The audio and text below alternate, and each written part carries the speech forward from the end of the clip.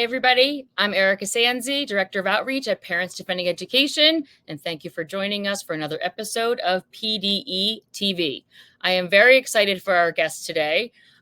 His name is Rick Hess. He is the Director of Education Policy at the American Enterprise Institute, an editor at EdNext and National Review Online, and he is also a former high school teacher like myself. Hi Rick, thanks for being here. Hey, Erika, good to be with you. Thanks for having me.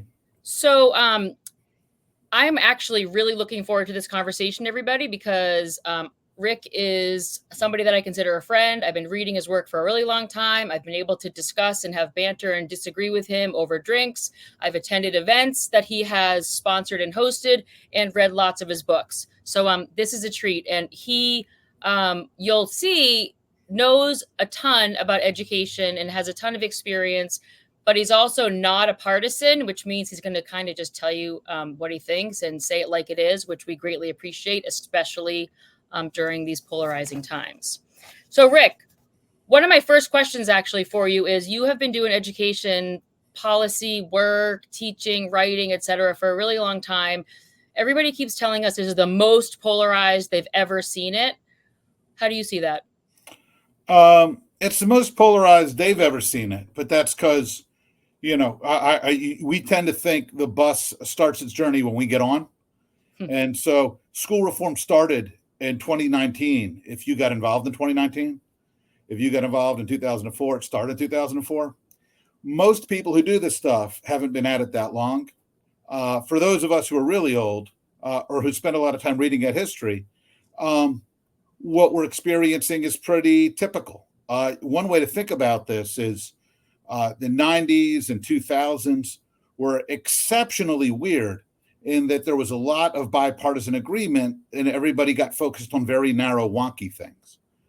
If you look at most of American education history, though, schools touch us really deeply. They touch us at our core. They affect our values.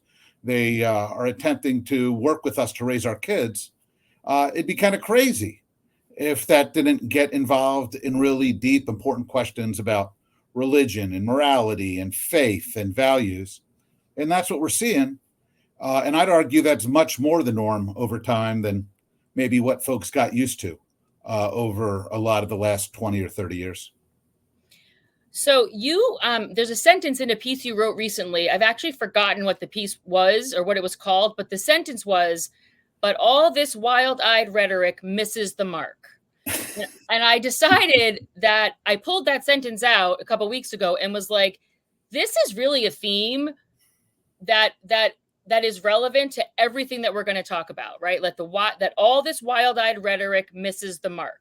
And I think I pulled it out because, again, I agree, and it just does it. And when I am looking at things on the ground, actual assignments or school policies or watching minutes of board meetings or speaking to parents who have their only skin in the game is that there's something weird's happening at their school. They're not political people. And what I've noticed is that the way that all that I am, again, seeing sort of in primary source form is so misrepresented and so loud and noisy in a way that just doesn't fit, that I did decide that today kind of the whole theme of our conversation is going to be about this sort of wild-eyed rhetoric misses the mark. So do you just want to just quickly comment sort of what made you say that and what comes to mind? Honestly, you're pointing out that that's kind of a theme in a lot of today's discourse. I feel like that's a theme in a lot of it. I honestly don't remember what piece that's from. But well, you are a very prolific writer, and you obviously you have been paying attention to what's going on in this in the school conversations and how things have gotten quite heated, in the most recent years. Yeah. So well, then I'm just going to move on. All right, so let's go straight to. I have a note here from my awesome assistant that the piece was, "Does school choice work?" Yeah, and it's funny because I think you could make the same point about the overheated rhetoric if we were talking about claims about book banning or all kinds of stuff. But, in school choice, this was Harvard's Jal Mehta, who, if your viewers aren't familiar with Jal, neat guy, left to center, whereas I'm on the right. So we disagree about some of that stuff. But just a really interesting thinker who spends a lot of time wondering about why schools are so rigid and bureaucratic. So we had this conversation that we have at Education Week on a monthly basis or so. Topic was, does school choice work? We both agreed that it depends what the heck you mean by work. I'm a full spectrum choice guy. If you ask me, do I want policymakers to let families have ESA, education savings accounts, or vouchers, or charters, or public choice, or mandates? I'm like, yeah, all of the above. Uh, but a lot of times, people wind up opting for overheated rhetoric. They promise that if you do these school choice things, schools will be great. That's nonsense. That's not how markets work anywhere. I mean, somebody should take a look at cable or telecom or trucking or airline deregulation. Like, what matters when you create opportunities for people to find better options and for providers to offer new options is how those markets work. And there's a lot of interesting, complicated stuff there. And the overheated rhetoric tends to wish a lot of this away. And in fact, too often in the choice debate, for instance, I think we found people, not only on the other side, the anti choice lunatics, but even pro choice folks who wind up embracing simple minded slogans in lieu of actually thinking through or working through some of the tough, complicated stuff of what does it mean for choice to work? How do you respect different kinds of choices? What should we think of families who actually like living close to their school? Should we actually, there's folks in the choice community who want to blow that up, who are like, no, it's evil to let families send their kid to a school that's 6 blocks away. I don't have a lot of patience for that. But wherever you come down on that, I think we need to talk about the substance and not settle for, over the top, performative slogans about any of it. Quick question on that. Have your thoughts or your opinion about choice changed at all since the pandemic, or do you feel like you're pretty solidly where you were before? I think I was, but that's because, when all you do is kind of what we do, is sit around and read and talk to people, you have a lot of time and energy to sort the stuff out. So, my view has always been that it was always nuts to talk about choice just as a lifeboat for families trapped in awful or unsafe urban schools. That we ought to respect the fact that communities can value their public schools as anchors and hubs, that people who live close to schools and buy houses, there's nothing wrong with that. That's a healthy part of neighborhood formation. But we should also ensure that families and educators have much more opportunity to find education environments where they can do their best work. And that's why I've, supported, education savings accounts since Bruno Mano and I called for them in a book 15 years ago. So I've always supported that stuff. But I do think what's changed in the larger choice debate is for a lot of folks for whom choice didn't feel really relevant, especially when the choice community was just banging the drum about, show vouchers as an anti-poverty tool in the urban core. A lot of suburban parents said, all right, that's fine. It doesn't affect me. It's not my issue. What happened was school closures and the bureaucratic response suddenly made choice everybody's issue.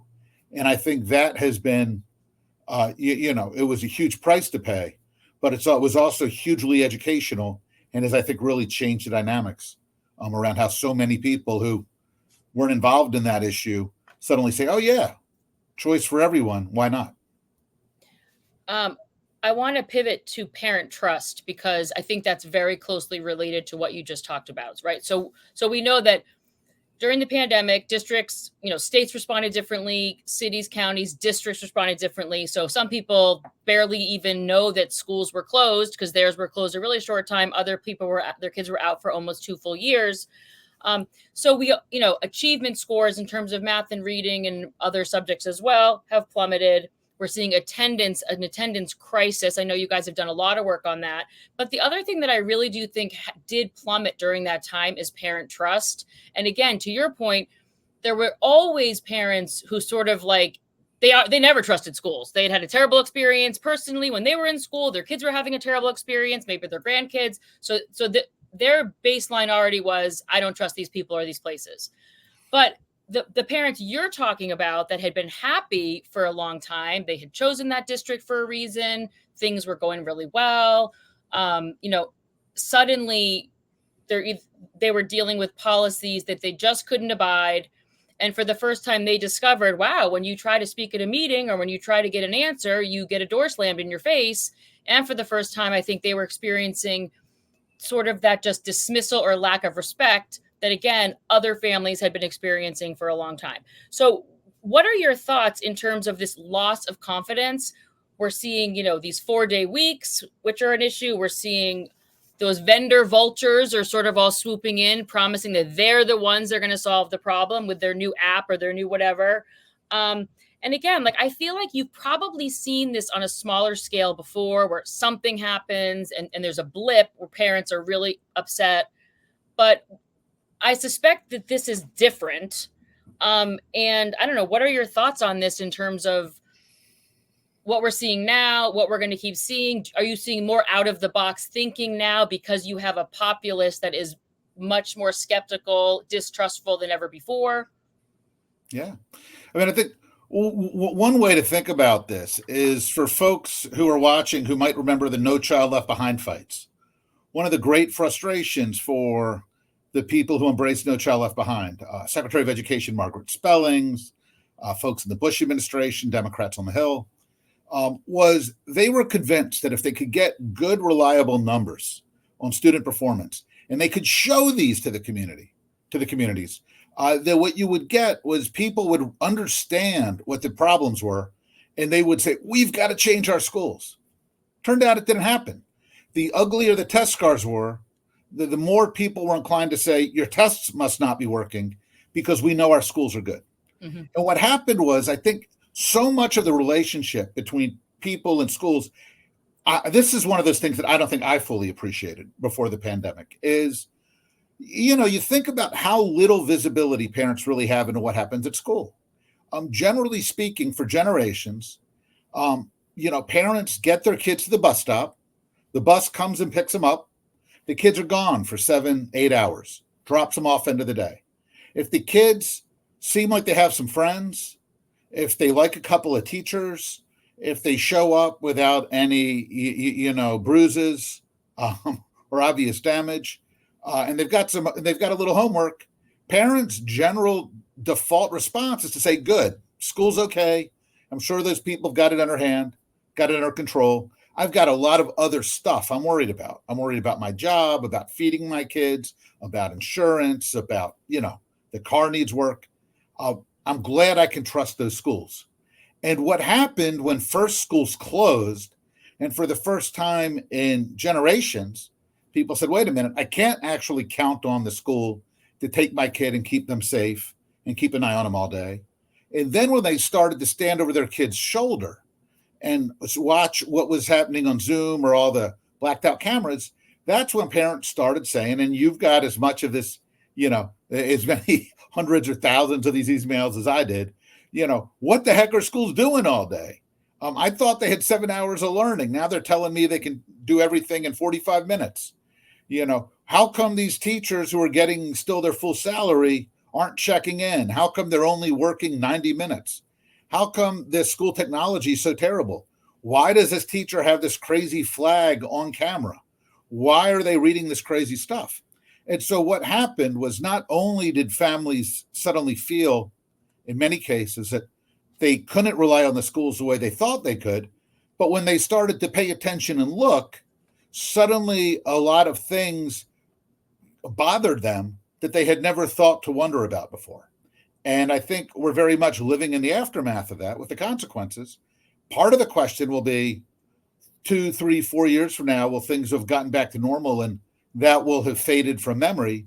Or is this going to kind of foreshadow a more permanent change that's going to last for a while in how parents engage and with their schools and look at them?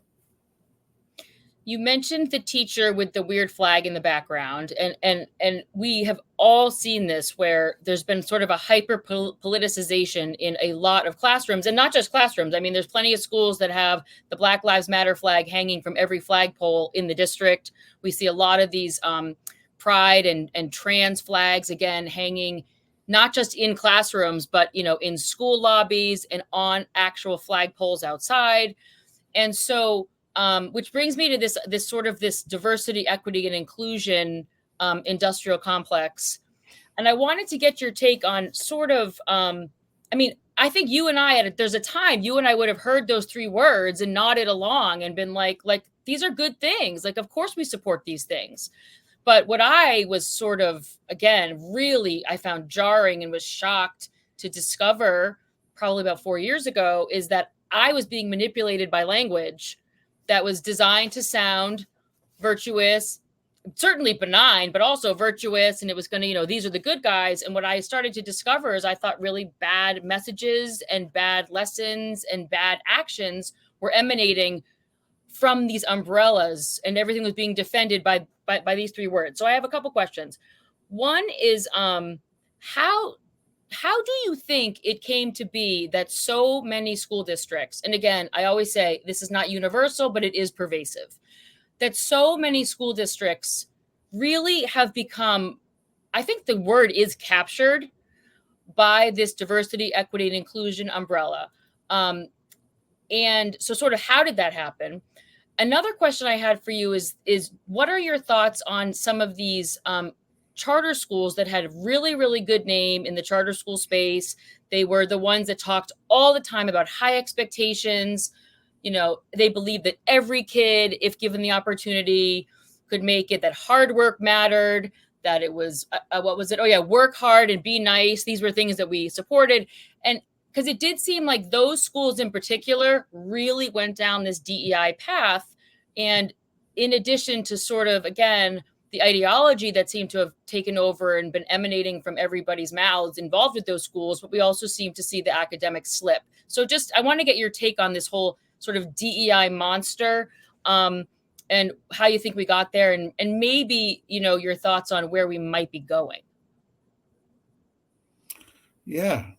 I think one of the weird things is when you look at the nation's educators, teachers, principals, they are much more reflective of America as a whole than, say, the colleges of education or the the curricular trainers, Yep. Or certainly the teacher unions. And so I think one of the puzzles here is how did a lot of people who are not themselves especially radical wind up creating systems where it feels like a lot of relatively radical language and norms have gotten enshrined. I think there's a couple things going on. One, I think there's a degree to which it's the same pathology you see on campus, is that there's a small number of true believers for whom the woke agenda is kind of why they get up each morning. And, these people are attracted to education. You don't find a lot of these people, I think, in some lines of work. They don't want to run construction crews.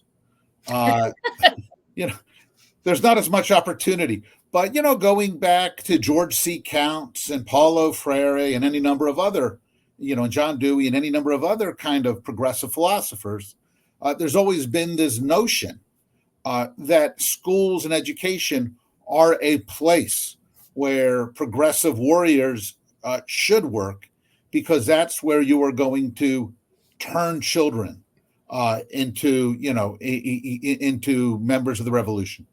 So one, I think schools and colleges tend to be a magnet for people with this certain kind of agenda. I think they're a relatively small portion, but they're loud, they're offensive, they're obnoxious.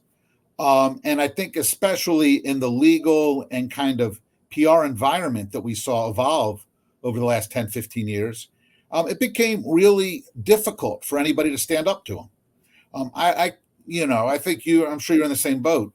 The number of teachers I've heard from who were in workshops or faculty trainings where the craziest, most woke stuff was thundered, And they had learned to be very nervous about pushing back or speaking up because they were going to get labeled racist or reactionary. They were worried about what speaking up might do to their career. So I think huge numbers of reasonable people have just learned to keep their heads down.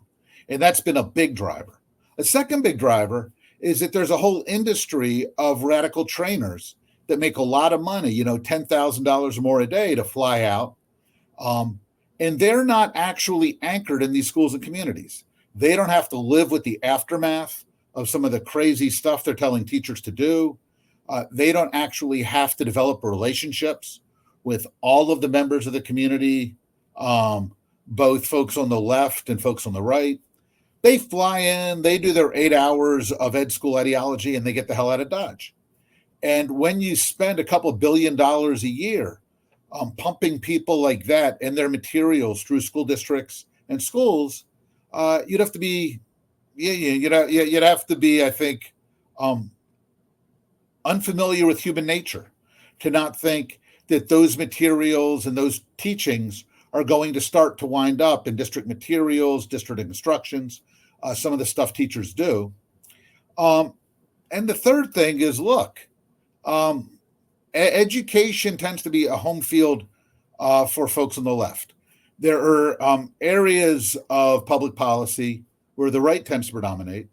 I think in higher ed and education, you look at the infrastructure of interest groups, the unions, the ASCDs of the world, the AASAs. All these groups represent administrators and school boards, and these folks tend to attract and be led by folks who see themselves as part of the Democratic coalition, partly because Democrats want to spend more money, and partly because, again, this is just the culture these folks are from. And so even if principals or superintendents aren't themselves necessarily inclined to take sides on whether to fly this flag or that flag, the conferences they attend, the speakers they hear from, the newsletters get, the encouragement and mentorship they get, kind of make it understood that, yeah, this is the right thing to do. It's the inclusive thing to do. And so I think a lot of this stuff just happens because it starts to professionally be the path of least resistance. And, that's one. The charter school piece is even more interesting. You mentioned KIP's slogan from the time it was founded in the 1990s was work hard, be nice. In 2020, they retired the slogan. They sent a letter from the head of the KIP Foundation and the head of KIP Schools announcing that they were retiring work hard, be nice, because it was a legacy of white supremacy culture. And they replaced it with the kind of ludicrous word salad you see over a kitten poster. The crazy thing is that actually, if you look at any of this polling on this, black adults are exactly as likely as white adults to say they want their kids to learn to work hard. They're exactly as likely as white respondents to say it's a virtue to be nice and be respectful. But what you've wound up with is partly because, and there was no evidence that the families sending their kids to KIP wanted this stuff. But in these charter schools, which tend to be run by change the world zealots and get a lot of philanthropy, and which tend to be heavily staffed by folks out of Teach for America, there was a real cultural zeitgeist among the teachers and funders. And I think it led to a lot of really, again, kind of crazy rhetoric and ideological virtue signaling that had little or nothing to do with whether this is actually in the best interest of the kids and families they serve. So just a personal anecdote on that front. So there's a charter school here in Rhode Island that was founded. It was a mayoral academy, and the whole idea of it was that you would bring students from suburban communities together with students from urban communities. So it served 2 suburbs and 2 urban communities. And so, you were bringing together lots of different kinds of kids from different backgrounds, et cetera. It would qualify also as a high poverty school because it was over 50% low income. My kids went to that school. All 3 of my kids went to that school through 5th grade. And the place, it was all about excellence and standards, and they learned how to write. Like, there were so many things I loved about this school. fast forward to, I think this was probably like a year and a half ago. Fast forward and this school, again, that I like went to the mat for many times because I thought it was so great for kids. They sent the first grade teachers sent a letter home to parents about Valentine's Day, telling them not only was Valentine's Day a very important holiday for the LGBTQ community, but they didn't want people to send in Valentine cards that only had white characters. So, and I'm thinking to myself, when I was like, that would not have happened. Like something has changed that now you've got little kids. Mom, are the Teenage Mutant Ninja Turtles white? Mom, are the Power Rangers white? Like, right? Like think about a little kid with Valentine cards and how much they can ruin something so innocent and fun because suddenly now they think people are intentionally buying Valentine cards that have white characters on them. So there you go. And I'm sure you're not surprised. No. I mean, it's funny. My first grader, they were doing, good readings for Black History Month. And they were talking about, Rosa Parks and heroes. But he's like, well, he's asking like, are we black or white? Because he's like, because the white people are the bad people in these stories. And, I'm like, the idea that race is not, the goodness and badness are not immutable characteristics of pigmentation is something that totally gets lost in a lot of this stuff, right? Like, what they should be talking about is how do we make sure that everybody feels included in Valentine's Day? Like, I got no problem with the school saying, if you want to bring Valentine's, you got to bring one for everybody in the class. Yep. I think that is a good and appropriate policy for first graders. I don't think teaching first graders to fixate on pigmentation is a good and appropriate policy. We agree. And to your point, we've heard from a lot of people, parents who talk about how suddenly out of the blue, their child will come home from school and be feeling like upset or disappointed that they're white or like wanting to be able to change their race. And the parents like, what? And it's that same idea. It's just because the presentation is not developmentally appropriate for, again, first graders are 6 and 7 years old. I guess just to stay on this a little bit, what are your thoughts about this whole equity thing? Number one, you and I have discussed before in that nobody seems to be able to agree on a definition of equity. So when someone says that they're talking about equal outcomes, which we've seen in writing on school district websites many times, other people will say, nobody ever said that. Nobody ever said anything about equal outcomes. I mean, the vice president did, but I guess I'm thinking like, again, that's a big driver of everything right now. It's often, sometimes it's used in a way that sort of makes sense. Other times it isn't. So number one, where do you see that going? And then I also actually I want to jump over to a really short little part about talking about boys in school and how somehow they're never part of the equity conversation. Yeah. The equity thing, it's interesting. You asked about kind of this values and cultural clash stuff. And equity is a great example of this. If you think back to, say the early Obama years, there was this even the late Bush years, there was this fixation on teacher equity plans. And, what they boiled down to was the idea that you needed to identify who was a good teacher. And then you needed to move those teachers from schools where kids were achieving at high levels to schools where they were not. Well, on the one hand, you understand this as kind of social engineering wonkery, like we're going to get teachers to the kids who, need them more. I'm not sure that it's that simple that you can say kids who are performing poorly need good teachers more than kids who are performing at high level. So that's the first thing. Second thing is there was this kind of wonky assumption that when you move these teachers from one school to another, they'd be as effective. The idea that some teachers might be good with some kids and not as good with others would get lost. But the biggest piece of it was it tried to wipe away all of the yucky politics. You were supposed to the idea was that the families that were losing the good teachers weren't really going to be clued in. They were going to be these big bureaucratic plans. And I think what's happened, and the part of the big problem for equity when you're talking about how much time teachers are spending with different kids, when you're talking about what classes are being assigned, when you're talking about whether California is trying to do away with advanced math, when you're talking about doing away with 8th grade algebra for everybody, when you're talking about all of these manifestations of equity, what's happened is people are seeing much more clearly that it is not just vague happy talk, that it has real consequences. It hurts some kids and benefits others.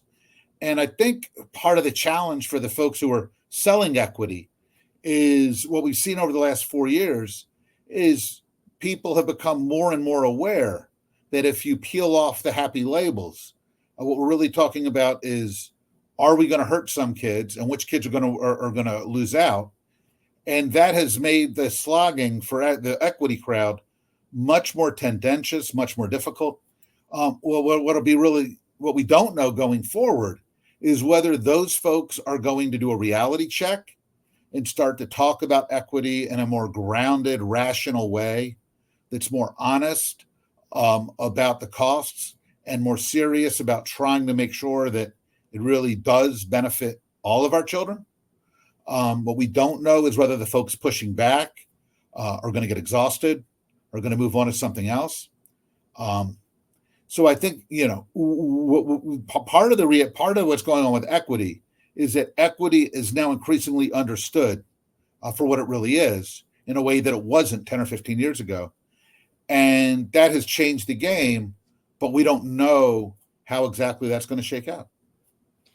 So you and I obviously know that disparities are a huge topic of conversation in the education sector. And one of the things that I noticed in doing research a few years ago was that I think it was under the Obama administration where they required schools had to be able to show, disparities that were based on race and disparities that were based on income level and disparities that were based on special education status. But there was no requirement that they show how girls are doing versus how boys are doing. And one of the things that, again, I've just sort of learned over time and looking into this is that what's even more sort of interesting or fascinating about the boy-girl thing is that we're seeing very different outcomes for children coming from the same family, who attend the same school, who have the same teachers, the same curriculum, et cetera. So we have half the population, right, including our sons, that nobody in this, again, this sort of like wonky equity, disparity, oppression, those people, they don't want to talk about this. And so I wanted to get your take. Like at the moment, it appears that like on every school related metric, boys are really trailing their sisters. I mean, is it a surprise that boys, are get into a little bit more trouble at school? No, not really. But when we look at everything, whether it's participation in AP classes, their GPAs, their suspension and expulsion rates, their reading, their math is, I think now, it used to be that people would say, well, yeah, they're behind in reading, but they're better at math. But that has sort of now equaled out. So again, as a father of boys, and I'm, of course, a mother of sons, but also just thinking much more broadly about what this means, because if the boys are trailing their sisters, we know that, Black boys in terms of schools are really at the bottom of the well here. And they get attention when people are talking about race, but they get no attention when people are talking about the male perspective. And so, and the Office of Civil Rights just doesn't care about this. Like, it doesn't matter that schools have all these programs for girls, that they have nothing really commensurate for boys. They're totally in violation of Title IX. Nobody cares.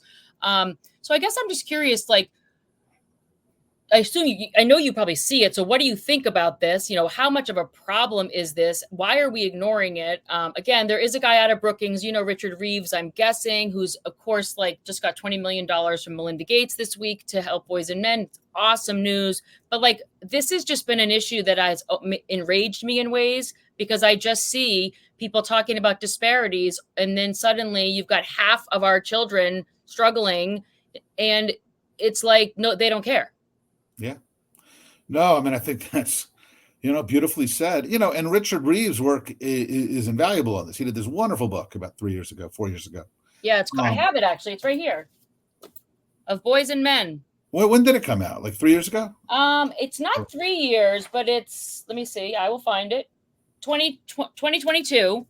Okay, so 2 years ago. And you know, there's been so many people that have done similar work, Mm-hmm. but because they're right coded, Mm-hmm. it's just been ignored, or even, you know, it's been denigrated. Mm-hmm. And so Richard is able to say the same things, and people at the New York Times and people at NPR and people at other places are willing to listen now. So I do think in this case, he's a vital messenger. It's frustrating that, again, like, Yeah. other people got ignored, but at least like we're moving the ball forward a little. No, it's, I mean, you know, Christina Hoff Sommers wrote her bestseller on this 20 some years ago. So, I think I have that. you know, and part of the challenge, of course, is Richard, in order to stay in good graces, has to be very genteel Yeah. about the implications of this. No, I mean, it's appalling, right? I mean, if we had seen a huge drop in college going among women, right now we're looking at fewer than 40% of incoming college students are boys or men. If we've seen a similar shift among women, it'd be a national crisis. It hardly merits any attention. And this is something that has been long remarked upon. Schools, anybody who's familiar with the research on little boys, or who's a parent of little boys, knows that they're not good at sitting still for long periods, knows that they mature more slowly than girls do, knows that they have, they need to run around and let off energy. And so schools which have carved out recess and increasingly made recess sedentary in order to get rid of, inappropriate, dangerous games like dodgeball, or King of the Hill, or, even touch football games, after lunch. These are all things that make schools less hospitable for boys.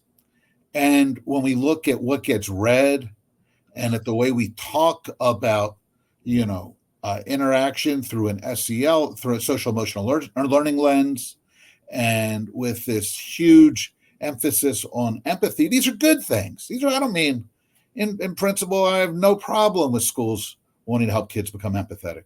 But let's be honest, the kinds of kids who like to read these books that are about thumb sucking and relationships are disproportionately not going to be boys, they're going to be girls. Boys tend to fare well with adventure stories. Anybody who has ever observed a class of first to fifth graders doodling, a lot of this stuff tends to be fights, cartoon characters fighting, dinosaurs fighting, military battles. We have taken a lot of this out of what gets read. These kids are much more likely to read books that don't kind of resonate or excite them.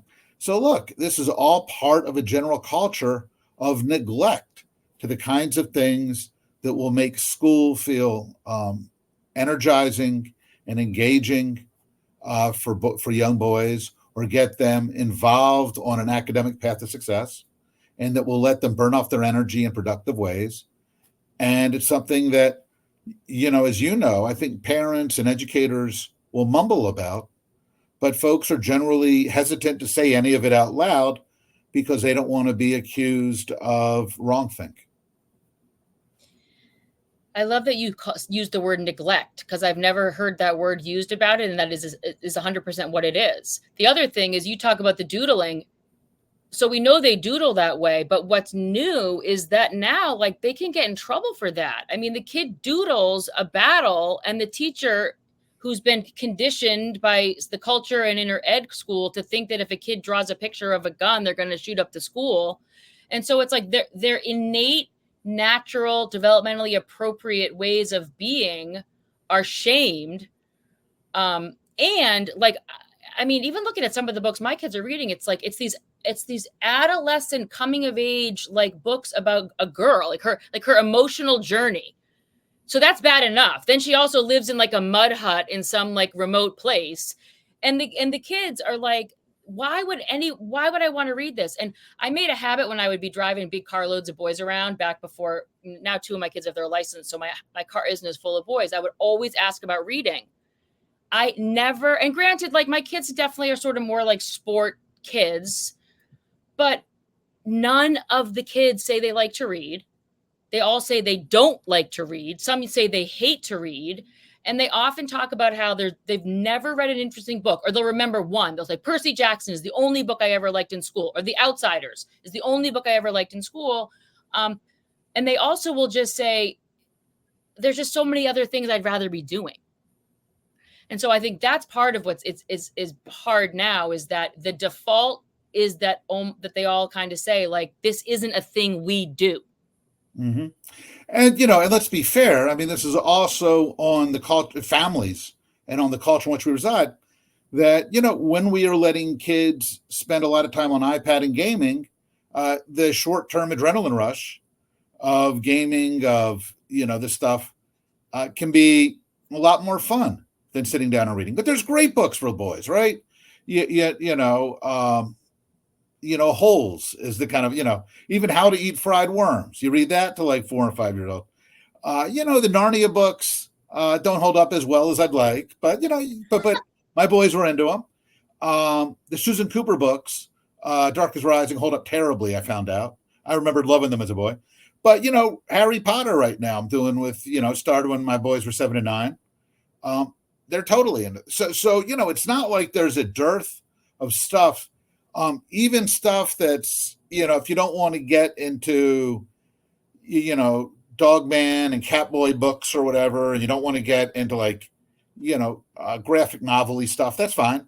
I'm not a huge fan of schools getting deep into graphic novels. Yeah, me neither. At least because it's not, I want kids to learn to read because the stories themselves are carrying it along.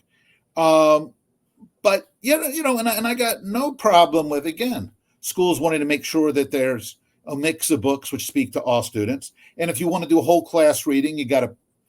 But my gosh, if we're talking about inclusion, we're talking about make all kids feel welcome, some of those books should be books that, there's like the Masterminds book. There's these books, all the books have been written the last 10 years about, the $1 Million Goal, the $1 Million Basket, these sports themed books.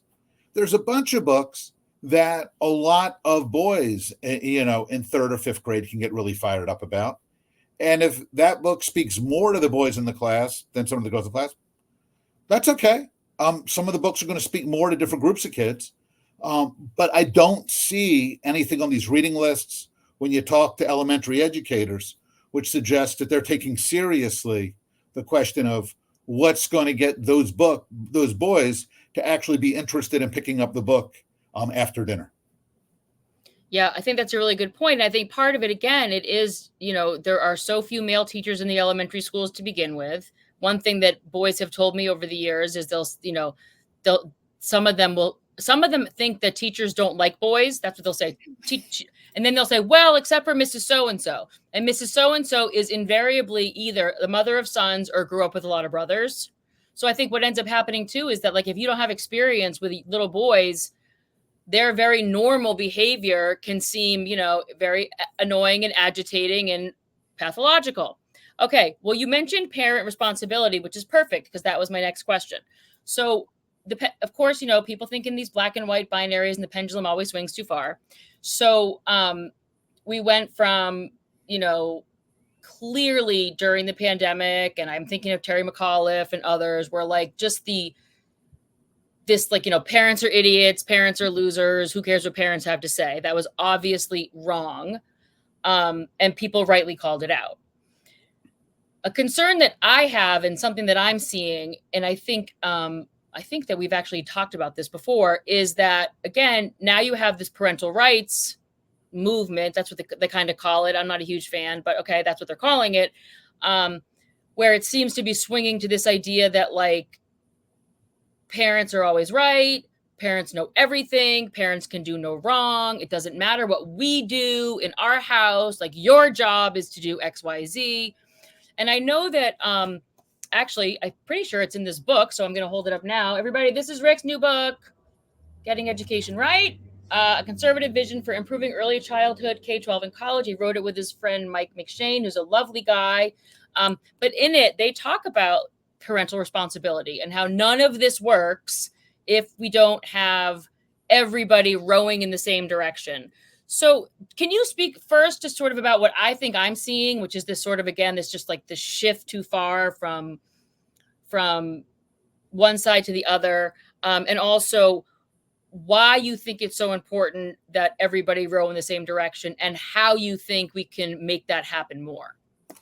Yeah. So first, let's start, and I think you and I agree on a real simple point, which seems to be controversial but shouldn't be, which is, look, parents are the ones who have the kids' best interest at heart, because the parents are the ones who are there day in, day out. Now, there are edge cases, absolutely. That's why there's departments of youth services. And schools already have standing orders about dealing with it. If families are physically abusive, or absolutely, we're on the same page. But those are edge cases. What's striking is how often you will find educators up on their high horse about a kid who have they known. It's October, November. They've known this kid for 6 or 8 weeks, and they will only be with this kid for another 7 months, and then they'll hand him off. Parents have been there for 8 years, 12 years, and they're going to be there for the rest of the kid's life. So, one, I think we need to understand that when we're talking about parent rights, what we're really talking about is a lifelong relationship between parents and children, in which educators, as much as I believe they're crucial and have an important role to play, are interlopers. And it's important for educators to have a proper humility about that relationship. So just to foreground that, look, one way to think about this whole parent rights, parent responsibilities, is to roll back the clock a little bit. So rather than starting with the pandemic, I like to start with, when I got into this stuff, again, it always starts when we get on the bus, back in the 90s. When I was supervising student teachers in the Boston public schools, and I would sit down with a student teacher and the teacher after class, and I would say, "Hey, how'd the class look?" The veteran teacher would invariably say, "Hey, they were doing great. They were teaching everybody who was here to learn." There'd be 35 kids in that classroom, and 23 kids would be engaged, and I'd ask about the other 12, and the teacher would say, "They're not here to learn." And what happened was we had internalized a culture in education, at that point, where the job of teachers was to teach the kids who showed up ready to learn, and there was nothing wrong with them kind of writing off everybody else. That was just kind of the way it was done. And one of the great victories of the last, say, 25, 30 years in education, I think, and it was a bipartisan, cross-ideological thing, was we changed the culture of education. We created this expectation that teachers had an obligation to try to teach every child. You couldn't blame it on the parents, on the neighborhood, on anything. The teacher's job was to try to teach every kid. Now, you'll still hear teachers mumble, "I can't teach that kid," but they won't say it out loud in the teacher's lounge very often. Mostly they'll mumble it over margaritas on Friday somewhere when they're frustrated. And that has been a huge and healthy change. But part of what happened was, in order to create this expectation that you couldn't blame the kids, was we created this culture of no excuses for the educators, no excuses for the teachers. And the problem with this was that anytime we started speaking truth about kids aren't doing their homework, kids are misbehaving, kids aren't paying attention, it became blaming the victim. It became teachers trying to blame the families. And so teachers pretty quickly soured on this whole push. And we wound up with a culture in which superintendents, principals, even politicians became really reluctant to kind of talk about what parents had to do, that you need to get your kid to bed at a reasonable hour, that you need to take away your kid's device, that you need to make sure your kid does their homework. And if we're not willing to say that, what happened was we created an environment where it was parents were basically, we created this culture of benign neglect. Parents were cute. We'd pat them on the head. Schools were here to do this stuff. And what happened was, the more you did that, the more passive aggressive the school relationship with families became. We saw that explode and change in 2020. We're starting to see parents clawing their way back in. But what's happened is parents have clawed their way back in, in terms of their right to be more involved, but we haven't seen much effort to claw parents back into more of a sense of responsibility. That their job is also to work with schools, to work with teachers, to make sure kids are showing up with a good night's rest, that kids were doing their homework, that kids are properly disciplined when they're misbehaving, that kids aren't absent just because they had trouble getting out of bed. And so what happens is we need a culture that is both more assertive about the rights of families to be involved, but also about holding families to making sure that they are responsible for doing their piece of it to make sure kids are showing up ready to learn.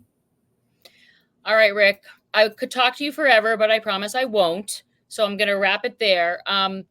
Let our viewers know where they can follow you or read your work. Oh, sure. Hey, we've got our Twitter handles up here. Rick Hess 99, please. I do a column that they can sign up for at Education Next, Old School with Rick Hess. You can get it subscription. It'll show up in your box each week. I got a blog at Education Week, Rick Hess Straight Up. And you can find all of it at AEI.org. All right. Is there anything I didn't ask you that you feel like we absolutely need to discuss? No, man, this is fun though. This is just like I feel like whenever we sit down and get into it over beers, except we did it all in much more expedited fashion, which is probably a good thing for your viewers. Well, I don't think that a lot of our viewers are super familiar with you, so I think this is going to be great. They're going to love this. I really appreciate you taking the time, and I wish we lived closer because then we could go out and have beers to talk about it later, but soon enough. And with that, everybody, again, I'm Erika Sanzi, Director of Outreach at Parents Defending Education. Thank you so much for tuning in. Please follow Rick and his work. If you need to get in touch with him for any reason, we can facilitate that. And with that, we are signing off until next time. Take care.